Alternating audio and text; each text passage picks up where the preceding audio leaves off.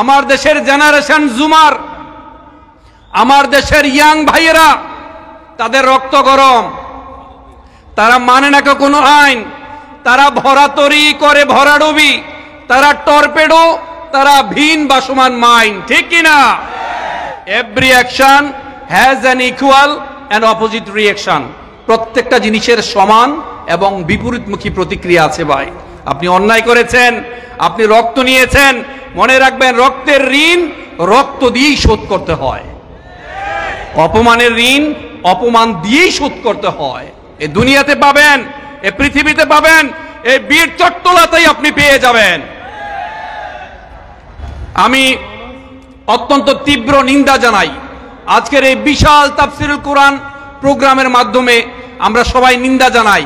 আমরা কখনো আইনকে হাতে তুলে নেব না। আমরা বিচার চাই, তাদেরকে দৃষ্টান্তমূলক শাস্তি দেওয়া হোক।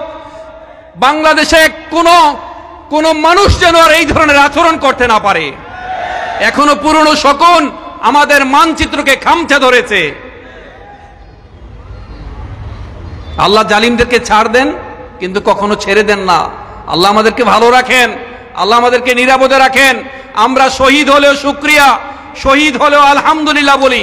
ভালো থাকে না মূলত জালিমরা, ঠিক কিনা? আল্লাহ তাআলা তাদেরকে বলেছেন উলাইকা হুম শাররুল বারিয়া, তারা হচ্ছে সৃষ্টির অধম, তারা সবচেয়ে অধম মানুষ। অন্যদিকে যারা মানবিক মানুষ, যারা আন্তরিক মানুষ, যারা বিনয়ী মানুষ, যারা মানুষের কল্যাণ করে বেড়ায়, এই যে আমরা মানুষকে ক্ষমা করে দিই। আমরা চাইলে আজকে আন্দোলন করতে পারতাম, রক্তের প্রতিশোধ নিতে পারতাম, আমরা নিজেরাই রক্ত দিয়ে হোলি খেলতে পারতাম, ঠিক কিনা বলেন? আমরা মানুষকে ক্ষমা করতে পারি। এজন্য আল্লাহ তাআলা বলেছেন যারা মানুষকে ক্ষমা করতে পারে, যাদের আচরণ সুন্দর হয়, যারা সৎ কর্মশীল মানুষ, তারা হচ্ছে সৃষ্টির সেরা। ইন্নাল্লাযীনা আমানু ওয়া আমিলুস সালিহাতি উলাইকা হুম খায়রুল বারিয়া, তাদেরকে আল্লাহ তাআলা সৃষ্টির সেরা বলে আখ্যায়িত করেছেন। মনে রাখবেন, কোন ধরনের ষড়যন্ত্র করে পার পাবেন না, কোন ধরনের দুষ্টামি করে পার পাবেন না।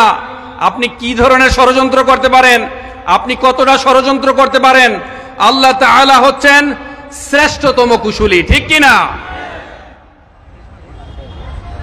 ওয়া মাকারু ওয়া মাকারুল্লাহ ওয়াল্লাহু খায়রুল মাকিরিন ইন্নাহুম ইয়াকিদুনা কাইদাও ওয়া আকিদু কাইদা ফামাহহিলিল কাফিরিনা আমহিলহুম রুয়াইদা। আপনি কতটা ষড়যন্ত্র করবেন, আপনি কতটা কুশলী হবেন, মনে রাখবেন আল্লাহ হচ্ছেন শ্রেষ্ঠ কুশলী। যতই বাড়াবাড়ি করেন, মনে রাখবেন every action has an equal and opposite reaction. প্রত্যেকটা জিনিসের সমান এবং বিপরীতমুখী প্রতিক্রিয়া আছে ভাই। আপনি অন্যায় করেছেন, আপনি রক্ত নিয়েছেন, মনে রাখবেন রক্তের ঋণ রক্ত দিয়েই শোধ করতে হয়। অপমানের ঋণ অপমান দিয়েই শোধ করতে হয়। এ দুনিয়াতে পাবেন, এ পৃথিবীতে পাবেন, এই বীর চট্টলাতেই আপনি পেয়ে যাবেন। আসলে ভাই, অন্তরকে না রাঙিয়ে শুধু গেরুয়া পোশাক পরলেই সন্ন্যাসী হওয়া যায় না, ভালো মানুষ হওয়া যায় না। কেশে বেশে বেশ করলে কি হয় যদি না মনে রসবোধ রয়? আপনি কিসের ধার্মিক? আপনি কতটা ধার্মিক? আপনি কিসের ধর্মের পয়গাম দিচ্ছেন? আপনি মানুষকে খুন করেন, প্রকাশ্যে আপনি জবাই করে মানুষকে খুন করতে পারেন, আপনি কিসের ধার্মিক হয়েছেন? নবী মুহাম্মদ সাল্লাল্লাহু আলাইহি সাল্লামকে বলা হয়েছে আচ্ছা ধর্মটা কি? তিনি বললেন ধর্ম হচ্ছে সদাচরণের নাম, উত্তম আচরণের নাম। আরেকজনকে পেয়ে, তার 2 বছরের একটা শিশু বাচ্চা রয়েছে, আমি যতটুকু জেনেছি তার ওয়াইফ অন্তঃসত্ত্বা। তার কি দোষ? তার আমি ফেসবুক স্ট্যাটাসে দেখেছি আপনাদের গেরুয়া পোশাক পরা, আপনারা যখন বিভিন্ন জায়গায় ত্রাণ দিচ্ছিলেন, সে ছবি দিয়ে তার ফেসবুকে স্ট্যাটাস দিয়েছে আপনাদের প্রশংসা করে। সেই মানুষটাকে আপনারা খুন করলেন। ইন্নাহু লা ইউফলিহুয যালিমুন, মনে রাখবেন কোন জালিমরা কখনো সফল হতে পারে না। অন্তরকে নারাঙ্গি শুধু পোশাক রাঙ্গালি ভালো মানুষ হওয়া যায় না।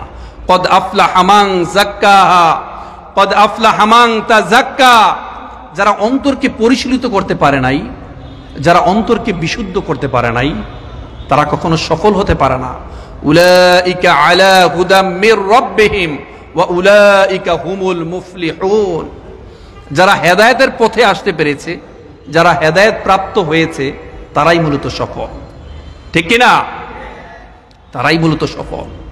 আপনি অন্যায় করবেন। আমরা বিগত সময় দেখেছি যে আলেম ওলামা, যে ভালো মানুষ, যে ক্লাসের মধ্যে সেরা স্টুডেন্ট, সমাজের মধ্যে সবচেয়ে ভদ্র ছেলে, যেই ছেলেটা পায়জামা পাঞ্জাবি পরতো, কোরআন হাদিসের কথা বলতো, তাকে বানানো হয়েছে জঙ্গি। ক্লাসের সেরা স্টুডেন্ট, সমাজের ভালো ছেলে, এত তো সত্য সে বছরের পর বছর তার নিজ ঘরে ঘুমাতে পারেনি। তার বিরুদ্ধে মামলা হয়েছে। যে সমস্ত আলেমে দিন, এদেশে প্রায় 3 থেকে 3.5 লক্ষ মসজিদ রয়েছে, মসজিদের মিম্বার রয়েছে, যেই মিম্বারে বসে যে সমস্ত সম্মানিত আলেমে দিন হক কথা বলতেন, নীতি কথা বলতেন, কোরআন হাদিস থেকে কথা বলতেন, নীতি নৈতিকতা শিখাতেন, তার উপর হামলা হয়েছে, তার উপর মামলা হয়েছে, তাকে গুম করা হয়েছে, তাকে আয়না করে রাখা হয়েছে। ঠিক কিনা বলো মুসলমান?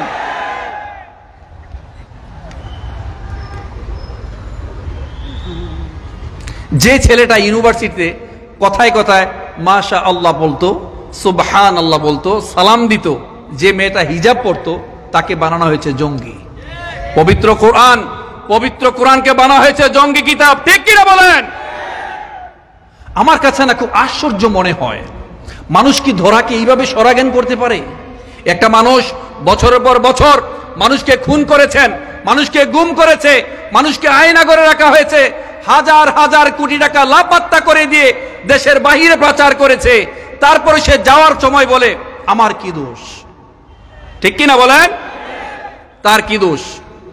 এত ষড়যন্ত্র করার পর, মানুষকে এত হত্যা করার পর, কত মানুষকে পঙ্গু করেছে, কত মানুষকে এতিম করে দিয়েছে, কত মানুষকে বিধবা করে দিয়েছে। আপনারা একবার ক্যান ইউ ইমাজিন ইট? একটা মানুষ 10 থেকে 12 বছর গুম হয়ে আছে, পরিবারের মানুষ জানে না, অনেক স্ত্রী অন্য কোথাও বিয়ে বসেছে, এরপর আপনারা বাড়াবাড়ি করছেন। আপনারা জেলের রূপ নিয়ে আসেন, আপনারা আনসারের রূপ নিয়ে আসেন, আপনারা ইস্কনের রূপ নিয়ে আসেন, আপনারা সমাজের সবচেয়ে নিকৃষ্ট প্রাণী, যে এই প্রাণীদের কয়েকদিন পরে রূপ নিয়ে আসবেন। ঠিক কিনা? মনে রাখবেন, মানুষ কুত্তাকে ভয় পায়, মানুষ হিংস্র পশুকে ভয় পায়, মানুষ বাঘকে ভয় পায়, মানুষ বিষধর সাপকে ভয় পায়। তুমি মানুষ, তুমি হিংস্র, তুমি জঘন্য, তোমাকেও ভয় পায়। তুমি যখন কয়েকদিন পর মারা যাবে, তুমি মারা যাওয়ার পর ফেসবুকে মানুষের মুখে মুখে, অফলাইনে অনলাইনে হিরিক পড়ে যায়, আলহামদুলিল্লাহ। আমি কি ভুল বললাম? আপনি মারা গিয়েছেন, মানুষ আপনার জন্য কাঁদবে, মানুষ আপনার জন্য দোয়া করবে, তা না করে মানুষ বলে আলহামদুলিল্লাহ।